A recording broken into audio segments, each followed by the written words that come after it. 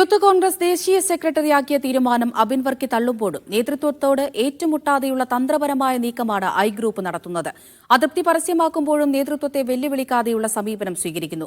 കേരളത്തിൽ തന്നെ പ്രവർത്തിക്കാൻ അനുവദിക്കണമെന്ന അഭ്യർത്ഥനയിലൂടെ നിയമസഭാ സീറ്റിൽ കൂടി കണ്ണുവെക്കുകയാണ് അബിൻ വർക്കിയും ചെയ്യുന്നത്.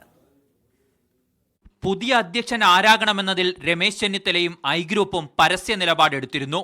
അബിൻ വർക്കിയെ പദവിയിലേക്ക് എത്തിക്കാനായി സ്വാഭാവിക നീതി എന്ന ആയുധവും പുറത്തെടുത്തു.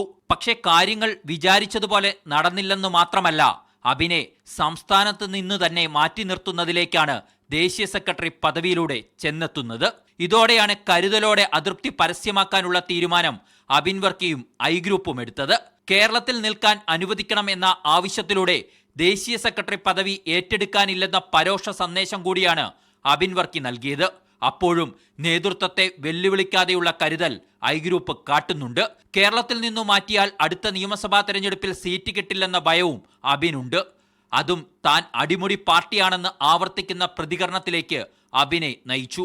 ഇപ്പോഴത്തെ പ്രതികരണത്തിലൂടെ ഒരു സീറ്റിനുള്ള തന്റെ അവകാശവാദം നേതൃത്വത്തിന് മുന്നിൽ വെക്കാനും അബിന് കഴിഞ്ഞു. തദ്ദേശ തെരഞ്ഞെടുപ്പ് അടുത്തിരിക്കെ പ്രശ്നങ്ങൾ വഷളാക്കാൻ ഐ ഗ്രൂപ്പ് ആഗ്രഹിക്കുന്നില്ല. അങ്ങനെ വന്നാൽ പാർട്ടിക്കുള്ളിൽ നിന്നുള്ള പിന്തുണ നഷ്ടമാകുമെന്നും ഐ ഗ്രൂപ്പ് തിരിച്ചറിയുന്നുണ്ട്. മുമ്പ് ഐ വിഭാഗത്തിനൊപ്പമായിരുന്ന OJ ജനീഷിനെ പ്രസിഡന്റാക്കിയതും ഗ്രൂപ്പിന് തിരിച്ചടിയായി. KC വേണുഗോപാൽ പക്ഷം കേരളത്തിൽ പിടിമുറുക്കുന്നതിന്റെ പ്രകടമായ ഉദാഹരണമായും ഇതിനെ ഐ ഗ്രൂപ്പ് കാണുന്നു. അതിനാൽ തന്നെ സാമുദായിക സമവാക്യത്തിന്റെ പേര് പറഞ്ഞ് രാഹുൽ ഗാന്ധി നടപ്പിലാക്കിയ തിരഞ്ഞെടുപ്പ് പ്രക്രിയ അട്ടിമറിക്കപ്പെട്ടുവെന്ന നിലപാടും ഐ ഗ്രൂപ്പ് ഉയർത്തുന്നുണ്ട്. എന്നാൽ ടി സിദ്ദീഖിനായി ഉമ്മൻചാണ്ടി നടത്തിയതുപോലുള്ള പോരാട്ടം നടത്താനുള്ള കരുത്തൊന്നും ഐ ഗ്രൂപ്പിനില്ല. മാത്രമല്ല, നിലവിലെ തീരുമാനത്തിൽ ഒരു മാറ്റവും ഗ്രൂപ്പ് പ്രതീക്ഷിക്കുന്നില്ല. അതും കടുത്ത നിലപാടെടുക്കുന്നതിൽ നിന്നും ഐ ഗ്രൂപ്പിനെ പിന്നോട്ട് വലിച്ചു.